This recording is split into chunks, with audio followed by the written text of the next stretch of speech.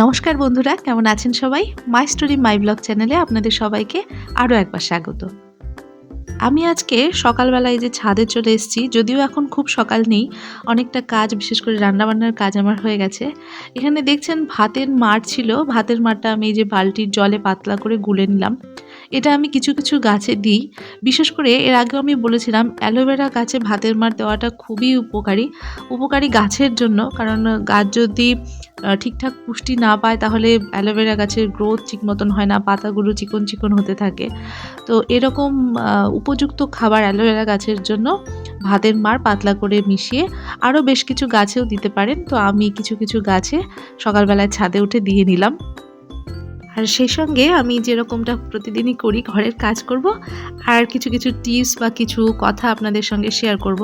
তো আজকের আমার কথা যেটা টপিক সেটা হচ্ছে হাউসওয়াইফদের জানাটা খুব দরকার এই বিষয়ে। ৩টে টপিক বা ৩টে বিষয় আমি বলবো যেটা আমাদের হাউসওয়াইফদের শুধু জানা না, সেইভাবে অ্যাপ্লাই করা উচিত নিজেদের জীবনে। তাহলে আমাদের নিজেদের জীবনটাই বদলে যাবে। তো সেই ৩টে কথা কি সেটা অবশ্যই শেয়ার করব। আর এখানে দেখুন আমার জানলাতে প্রথমে তো আমি গ্লাসটা পরিষ্কার করে নিলাম। আর আমার এই জানলার চ্যানেলটাও আমি পরিষ্কার করব। এর আগের বেশ অনেক দিন আগে, বেশ মানে কয়েক মাস কি বছরখানেক হয়ে গেছে হয়তো। তো আমি একটা ভিডিওতে শেয়ার করেছিলাম যে আমি কিভাবে জানলার চ্যানেলগুলো পরিষ্কার করি। তো তখন আমার তো সাবস্ক্রাইবার বন্ধু কম ছিল। তো যাই হোক, যারা দেখেছেন বলেছেন যে বা এটা খুব উপকারী টিপস এগুলো পরিষ্কার করার ক্ষেত্রে। তো আমি এইভাবেই পরিষ্কার করি। এগুলোর জন্য ব্রাশ কিনতেও পাওয়া যায়, কিন্তু আমি কোনো কিছু কিনিনি। আমি বাড়িতে যে এরকম একটা রঙের যে তুলিগুলো থাকে সেই তুলিগুলো ব্যবহার করে নোংরাগুলো একটা কাগজের উপরে উঠিয়ে নিই, তারপরে ফেলে দিই। তো আমি আমার কাজ করতে থাকি। আর যেটা বলতে চাইছিলাম সেটা হচ্ছে ৩টে কথা এমন কি যেটা আমাদের হাউসওয়াইফদের জীবন বদলে দিতে পারে। সেটা হচ্ছে প্রথম কথা যেটা সেটা হচ্ছে বি ম্যাচিওর। পরিণত হওয়া দরকার। পরিণত শুধু বয়স হলেই হয় না। অনেকে আছে যারা অল্প বয়সে খুব বেশি ম্যাচিওর, মানে তাদের চিন্তা ভাবনা ধারণাগুলো অনেক ব্রড, অনেক কিছু তারা বাস্তবসম্মতভাবে ভাবতে পারে। আর অনেকে আছে বড় হয়ে গেছে, যথেষ্ট বয়স হয়ে গেছে, কিন্তু ছেলেমানুষি, খামখেয়ালিপনা এই জিনিসগুলো থাকে। কিন্তু এই জিনিসগুলো সংসার জীবনের মধ্যে থাকা খুব একটা সংসারের পক্ষে মঙ্গলজনক না। কারণ একটা মেয়ে যখন, মেয়ে বলুন বা ছেলেই বলুন, বিবাহ সূত্রে আবদ্ধ হয় যখন, তখন প্রথম কয়েক বছর তো ঠিক আছে, নিজেদের লাইফ এনজয় করে। কিন্তু তারপর ধীরে ধীরে নিজেদের দায়িত্বগুলো ঘাড়ের উপর চাপতে থাকে। তো সেই অবস্থায় নিজেকে ম্যাচিওর করে নেওয়াটা খুব দরকার। প্রথম দিকে কেউই ওইরকম ম্যাচিওর থাকে না। পরিস্থিতির চাপে পড়ে পরিস্থিতি সময়ের সঙ্গে সঙ্গে সবাইকে ম্যাচিওর করে তোলে। তো সেই ম্যাচুরিটির মধ্যে যে জিনিসগুলো থাকা দরকার, সেটার প্রথম জিনিসটা হচ্ছে নিজেদের ফিলিংসটাকে কন্ট্রোল করা। যেমন কোনো কারণে আমার রাগ হলো, তো হাসব্যান্ড আসার সঙ্গে সঙ্গে হাসব্যান্ডের উপরে সমস্ত রাগ ঝেড়ে দিলাম। বা শাশুড়ির সঙ্গে কোনো কথা কাটাকাটি হলো, তো হাসব্যান্ড আসার সঙ্গে সঙ্গে সমস্ত নালিশ করতে শুরু করে দিলাম। বা অনেক শাশুড়িরাও আছেন যারা বৌমার সঙ্গে কথা কাটাকাটি হলো, তো ছেলে আসার সঙ্গে সঙ্গে সবকিছু ছেলের কানে ঢালতে শুরু করলো। তো এটা তো একটা উদাহরণ দিলাম মাত্র। কিন্তু এরকম বিভিন্ন রকম ফিলিংস আছে, যে সমস্ত ফিলিংসগুলো আমাদের নিজেদের কন্ট্রোলে আনা দরকার। আর এদিকে জানলা পরিষ্কারের পরে আমি চলে এসেছি আমার এই বেসিনের নিচের যে ক্যাবিনেট মতন জায়গাটা আছে, এখানের পরিস্থিতিটা একবার দেখুন কি হয়ে আছে। আর এটা আজকে গোছাবো ভেবেছিলাম, তো খুলেই আমার তো মাথা গরম হয়ে গেছে বলতে পারেন। কারণ এত অগোছালো জিনিস কিভাবে গোছাবো? কারণ এখানে শুধু আমি জিনিসপত্র রাখি না, এখানে আমার বাড়ির আর ২ জন যারা আছে তারাও নিজেদের প্রয়োজনীয়, অপ্রয়োজনীয় সমস্ত রকম জিনিসপত্র এখানে এনে ঢুকিয়ে দিল, ব্যাস। এটা একটা পুরো স্টোরেজ বলতে পারেন। তো এই স্টোরেজটাকেই আজকে মোটামুটি একটু দেখার মতন কিভাবে করা যায় সেই চেষ্টাই করি। আর আমার মেয়েও তাতে আমাকে হেল্প করছে, এটা ওটা জিনিস এগিয়ে দিচ্ছে। আর ম্যাচুরিটির ক্ষেত্রে আরেকটা পয়েন্ট যেটা, সেটা নিজের বিচার বুদ্ধি খাটিয়ে চলতে হবে। কোন পরিস্থিতিতে কোন কথা বললে সমস্যা তৈরি হতে পারে বা কোন সময়ে বলা উপযুক্ত, সেই জিনিসগুলোকে ভাবনা চিন্তা করে তারপরে বলা দরকার।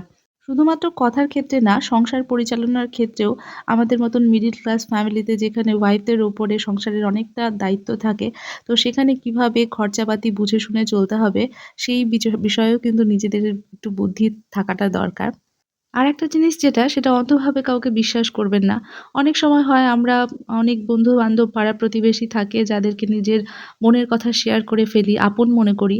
কিন্তু মনে রাখবেন যে আপনি যাকে আপন মনে করছেন তারও আপন কেউ আছে। সুতরাং আপনার কথা বা আপনার গোপন কোনো সিক্রেট, মনের দুঃখ বেদনা যাই বলুন না কেন, সে কিন্তু নিজের কাছে রাখবে না। সে আ তার আপনজনকে বলতে শুরু করে দেবে।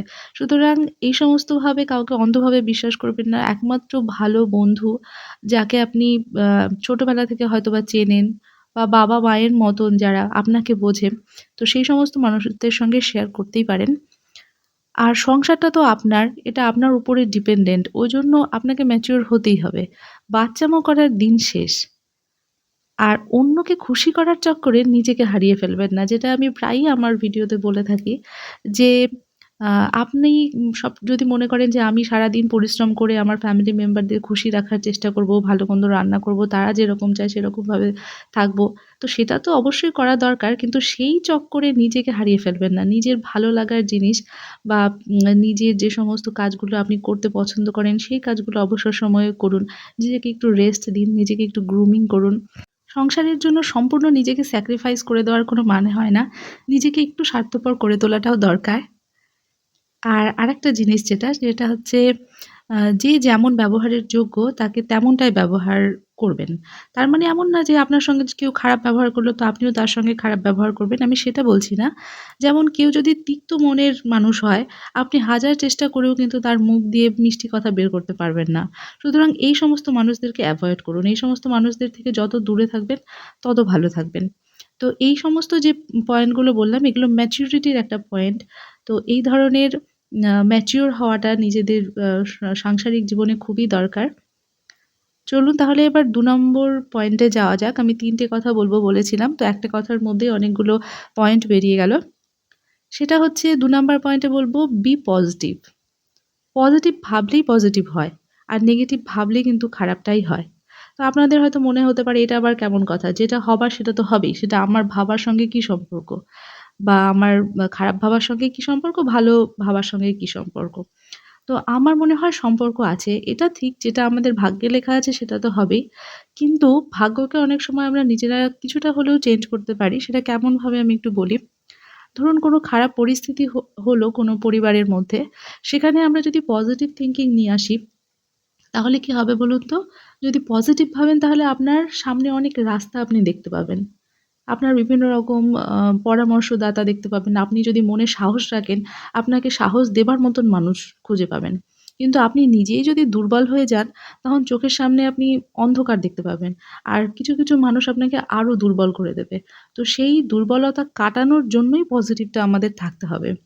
খারাপ পরিস্থিতি সবসময় থাকে না। আর খারাপ পরিস্থিতি আমরা নিজেরা চেষ্টা করলে অনেক সময় কাটিয়ে নিতে পারি। কিন্তু তার জন্য ভালো চিন্তাভাবনাটা দরকার যে কী উপায়ে আমি এই সমস্যা থেকে বেরিয়ে আসতে পারবো। আর যদি আমি হা-হুতাশ করে বেড়াই, কান্নাকাটি করতে থাকি যে এরকম একটা খারাপ দিন আসলো, আমি এখন কী করব? এই ধরনের ভাবনা না ভেবে পজিটিভ ভাবে ভাবতে হবে যে না আমি এই খারাপ পরিস্থিতি থেকে বেরিয়ে আসতে পারবো।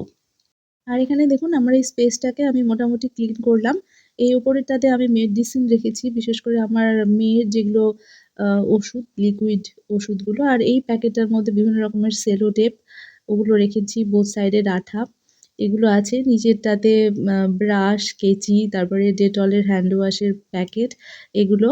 আর ডান দিককারটাতে দেখতেই পাচ্ছেন ১ম এ দুটো পাখা রাখা আছে। তারপরে কিছু প্রয়োজনীয় জিনিস যেগুলো স্ক্রুড্রাইভার, তুলি, সুতো, তারপরে আরো অনেক কিছু আছে। কিছু বক্সের মধ্যে পেরেক থেকে শুরু করে হ্যাং করার জন্য যে ধরনের পেরেকগুলো থাকে। তো এরকম টুকিটাকি বিভিন্ন রকমের জিনিসগুলো এখানে রেখেছি। এখন এই স্পেসটা অনেকটাই ফ্রি হলো আর হাতের কাছে জিনিসপত্রগুলো পাওয়াও যাবে। পজিটিভ থিংকিং এর মধ্যে যে জিনিসটা খুব দরকার সেটা হচ্ছে চেষ্টার কোনো ত্রুটি রাখবেন না। সাহস রাখুন এবং জীবনে এগিয়ে যাওয়ার জন্য পজিটিভ ভাবাটা এবং পজিটিভ কাজ করা দরকার। আপনি যদি একজন ইউটিউবার হন, তাহলে আপনাকে ভীষণভাবে পজিটিভ হতে হবে। কারণ ভিউ হচ্ছে না এটা আমাদের একটা বিশেষ কারণ হয়ে যায় যে আমরা ইউটিউব থেকে বেরিয়ে আসি। তো এই ধরনের পরিস্থিতি রাখবেন না। কাজ করে যেতে হবে এবং কাজটাকে ইমপ্রুভ করতে হবে। যদি আপনি মনে করেন যে আপনার ভিডিওতে ভিউ হচ্ছে না, তাহলে এমন কি আপনার ভিডিওর মধ্যে কোয়ালিটি আছে যেটা মানুষ পছন্দ করছে না, বা অন্য ভিডিওতে যদি ভিউ হয় তারা কিভাবে ভিডিও দিচ্ছে যেটা মানুষ পছন্দ করছে। তো এইভাবে বিবেচনা করুন, নিজেকে কম্পেয়ার করুন আর ইমপ্রুভ করুন। যে আমি চেষ্টা করলে আমিও পারবো, এই ধারণাটা অবশ্যই রাখতে হবে আর পজিটিভ থাকবেন। তাহলে আমার ১ম পয়েন্টটা ছিল বি ম্যাচিউর, ২য় পয়েন্টটা ছিল বি পজিটিভ, আর ৩য় পয়েন্টটা হচ্ছে বি কেয়ারফুল অ্যাবাউট ইয়োরসেলফ। মানে নিজের প্রতি যত্নবান হন। নিজের শরীরের খেয়াল রাখুন, যেটা খুব দরকার। এখানে দেখুন আমি একটু আলু পেঁয়াজ ভাজা করে নিয়েছি, কাঁচা লঙ্কাও দিয়েছিলাম আর তার সঙ্গে একটু ভাত দিয়ে দিলাম। কিছু ভাত ছিল ফ্রিজে রাখা, তো ওগুলো আর ভাতের সঙ্গে মিশিয়ে দিইনি, টাটকা ভাতের সঙ্গে মিশিয়ে দিইনি। তো নিজের জন্য একটু ভাত ভাজা করে নিচ্ছি। তো যেটা বললাম যে পরিবারকে সুস্থভাবে চালনা করার জন্য আমাদের নিজেদের সুস্থ থাকাটা দরকার। আর সুস্থ থাকার জন্য ১ম উপায় যেটা সেটা হচ্ছে শরীরচর্চা করা, সকালবেলা ওঠা, একটু মুক্ত পরিবেশে নিজেকে খুলে দেওয়া বলতে পারেন। একটু সকালবেলা ঠান্ডা হাওয়া গায়ে মাখা, সকালবেলার এয়ারটা দেখবেন বিশুদ্ধ মনে হয়। সারাদিন পর বিকেলের বেলায় যতই আপনি বেরোন না কেন, মনে হবে হাওয়াটা বুঝি শুদ্ধ না। কিন্তু সকালবেলায় যে ঠান্ডা, ঠান্ডা মনোরম হাওয়াটা চলে সেটা কিন্তু নিজের মনটাও মানে ফ্রি হয়ে ওঠে। তো সেইভাবে নিজের শরীরের খেয়াল করুন, হালকা কিছু এক্সারসাইজ করুন। এক্সারসাইজ করার সঙ্গে অন্য কোনো কিছুর তুলনা করা চলে না। না হলে তো মেডিসিন ধরতেই হবে। আমারও যাই হোক একরকম মেডিসিন একটা চলতেই শুরু করেছে। জানি না ওটা আমি ভবিষ্যতে বাদ দিতে পারবো কিনা। যদি না ডক্টর বলছে ততদিন বাদ তো দেওয়াই যাবে না। আবার সারা জীবনও চলতে হতে পারে। বিকেলে ছাদে এলাম আর এখানে ডাঁটা শাকের বীজ বোনা হচ্ছে। তো কিছুটা ডাঁটা শাকের বীজ বুনে রাখলে কচি কচি ডাঁটা হবে, তো ওগুলো খেতে বেশ ভাল লাগে। শাক ভাজাও খেতে ভাল লাগে, আবার চচ্চড়ি খেতেও ভাল লাগে। তো এখানে বুনে রাখি কিছু। আজকে হাজব্যান্ডই বুনছে, আমিও যদিও কিছু বুনেছিলাম কিন্তু সেগুলো আর ক্যামেরা করিনি। আর আজকে যে ৩ টে কথা আমি বললাম এবং ৩ টে কথার মধ্যে ছোট, ছোট টিপসগুলো বললাম, সেগুলো যদি আপনাদের বাস্তবসম্মত এবং উপকারী মনে হয় আমাকে কমেন্ট করে অবশ্যই জানাবেন। আর এখানে দেখুন আমি জামাকাপড়গুলো বিকেলবেলা তুলে নিচ্ছি। আর ভিডিওটা কিন্তু শেষ হয়ে এসছে। আপনারা কিন্তু লাইক করে দেবেন একটা। আর আমার অন্যান্য ভিডিওগুলো ওয়াচ করবেন। আর সাবস্ক্রাইব কিন্তু করতে ভুলবেন না। নতুন বন্ধুদের বলছি প্লিজ আমার চ্যানেলটাকে সাবস্ক্রাইব করবেন যাতে আমি ইউটিউব জার্নিতে এগিয়ে যেতে পারি। ভিডিওটি দেখার জন্য অনেক ধন্যবাদ।